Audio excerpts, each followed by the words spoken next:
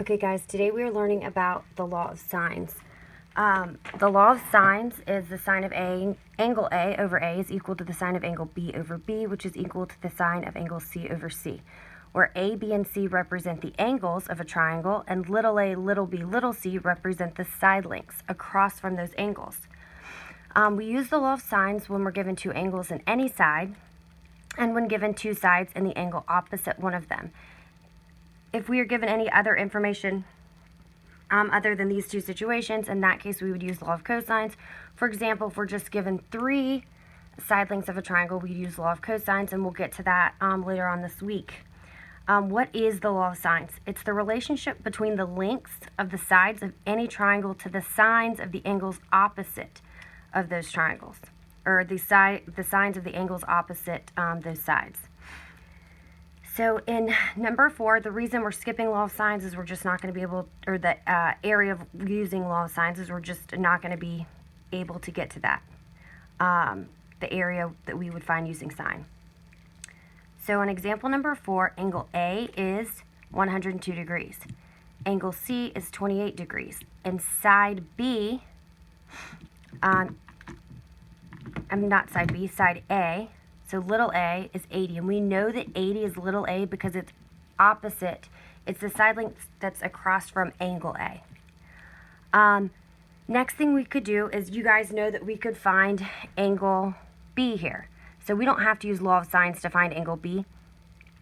We know angle B just because we know that the sum of the three angles of a triangle is 180 degrees.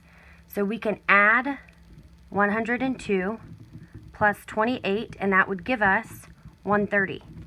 And then to find the measure of angle B, we would subtract 130 from 180, and that would give us 50 degrees. Okay, now we're going to use law of sines to find side C and side B. I'm going to start off with side C. It doesn't matter what you do. So I'm just going to start using the sine of 102 degrees divided by 80 is equal to the sine of 28 degrees over side C. Now we're doing this one first, but we could have gone and done, instead, here we're finding C. If you wanted to, it doesn't matter. You could have started by saying the sine of 102 degrees divided by 80 is equal to the sine of 50 degrees divided by B. So once we are here, what we're going to do is we're going to cross multiply. C times the sine of 102 degrees is equal to 80 times the sine of 28 degrees. Now we want to get C by itself, so we're going to divide both sides by the sine of 102 degrees.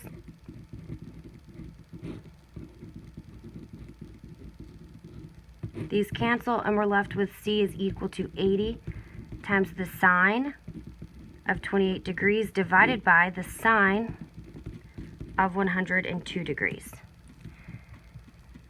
So that will give us side C is, just making sure y'all can see, 38.4 degrees. 38.4, not degrees, because it's a side length. Sorry, the table's a little wobbly. I'm actually at my brother's house, and this is the table that I got to hide in the garage from my 3 nieces. Okay, so let's go on to this next one. We are going to do the exact same thing here. We're going to cross multiply. And that gives us B times the sine of 102 is equal to 80 times the sine of 50 degrees. So then we would divide both sides by the sine of 102 degrees.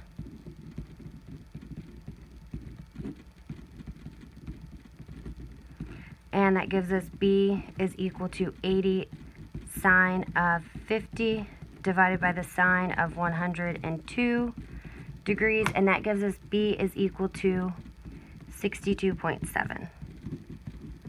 If you're putting this in your calculator and you're not getting the correct answer, it's probably because it's in the wrong mode. So your calculator can either be in degrees or radians. So typically it would say DEG or RAD. and there's maybe a box around it, so you want the box to be around degrees in order for you to get the correct answer. Okay, let's go on to the back.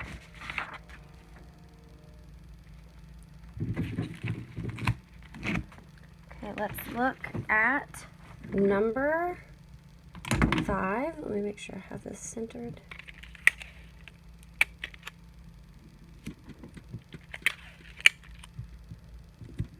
Okay, on number 5, let's go ahead and write down the information we're given. We know that angle B is 40 degrees. We know no other angles. We know that side, since this is angle C and this is across from angle C, also my fingernails, I let my nieces paint them, so sorry. Let's go back. So angle C, the side opposite from angle C is little c, which would be side C, which is 8. And the side opposite B is 10. So the little b is 10. So now we can't find any other angles, so what we're going to have to do is go ahead and set up law of sines. So we're going to have the sine of angle C over 8 is equal to the sine of 40 over 10. And now we're going to cross multiply. And that gives us 10 times the sine of C is equal to 8 times the sine of 40. And then we'll divide both sides by 10. And that gives us the sine of C is equal to 8 sine of 40 divided by 10. Okay, so what we can't do is we can't simplify the 8, the 40, and the 10. Because this is not just 40, this is the sine of 40, so it's very different. What we can do is we can put this in our calculator. But since we're looking for an angle, I don't know if you guys remember this from geometry, but whenever we're looking for or from algebraic connections, whenever we're looking for the angle, we find the inverse. So to find the measure of angle C is equal to sine inverse of 8 sine of 40 divided by 10. Now, do you see where I have all these parentheses? They're very important, and you absolutely must have them in this order, or you will not get the correct answer. Also, if you don't have a graphing calculator or calculator that has trig functions on it, you can use that website I showed you. Remember, I just Googled trig calculator, and then you just insert it in exactly as you see here. And once you do that, you should get 30.1 degrees for angle C. And now that we know angle C, we can use the fact that we know that the sum of the 3 angles of a triangle is 180 to find the measure of angle A. So we can add 40 plus 30.1 to give us 70.1.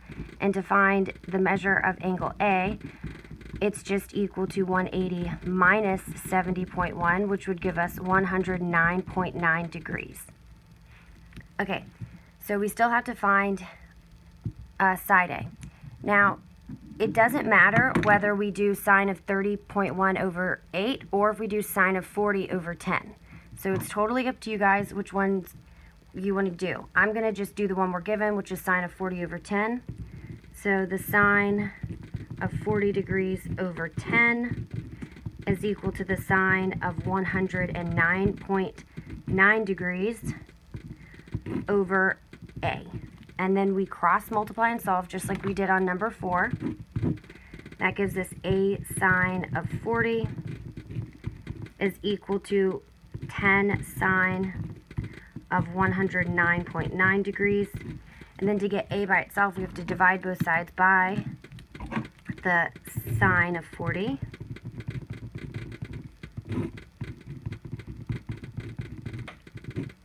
And that gives us A is equal to 10 sine of 109.9 divided by the sine of 40. And that would give us 14.6 for A.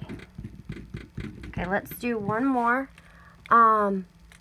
Let's look at number 6. On number 6, it looks like it's more confusing because there's no triangles, but it's really the same thing. Okay, let me make sure you can see all the way you can. Okay. On number 6, we could just draw ourselves a little triangle if we wanted to.